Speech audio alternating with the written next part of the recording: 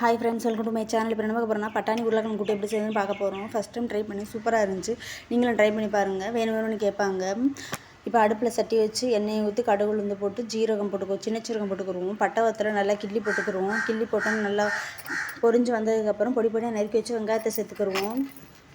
வெங்காயத்தை சேர்த்ததுக்கப்புறம் வெங்காயம் சீக்கிரமே வேணுன்றதுக்காக கொஞ்சமாக தேவையான அளவு உப்பு சேர்த்துக்கிடுவோம். உப்பு சேர்த்ததுக்கப்புறம் வெங்காயம் சீக்கிரமே வதங்கி வந்துடும். வெங்காயம் வதங்கி வந்ததுக்கப்புறம் இஞ்சி பூண்டு சேர்த்துக்கிறோம். நான் இஞ்சி பூண்டை இடிக்கவும் மாட்டேன், பேஸ்ட்டாகவும் வாங்க மாட்டேன்.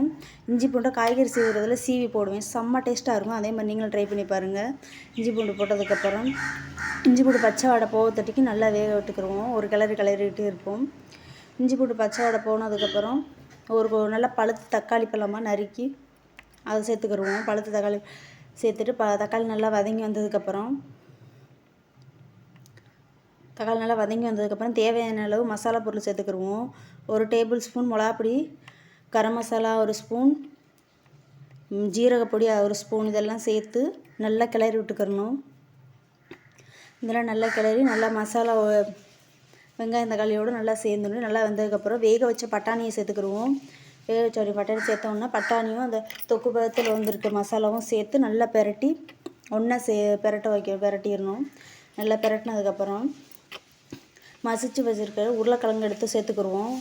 உருளைக்கிழங்கு சேர்த்தோன்னா அந்த மசாலா பொருளோட உருளைக்கிழங்கையும் சேர்த்து நல்லா பிசைஞ்சு விட்டுக்கிடணும். நல்லா பிசைஞ்சு விட்டுட்டு இந்தளவுக்கு நல்லா வெந்து வந்துடுமா, அந்தளவுக்கு வந்ததுக்கப்புறம் தேவையான அளவு ஒரு அரை டம்ளர் தண்ணி சேர்த்துக்கிடுவோம். உங்கள் இதுக்கு சேர்த்த மாதிரி சேர்த்துக்குங்க. நான் தொக்கு நல்லா சும்மா கூட்டு பார்த்துக்க போகிறேன். சேர்த்துட்டு இந்த அளவுக்கு வெந்து வந்ததுக்கப்புறம் தேவையான அளவு மிளகு பொடி சேர்த்துக்கிடுவோம்.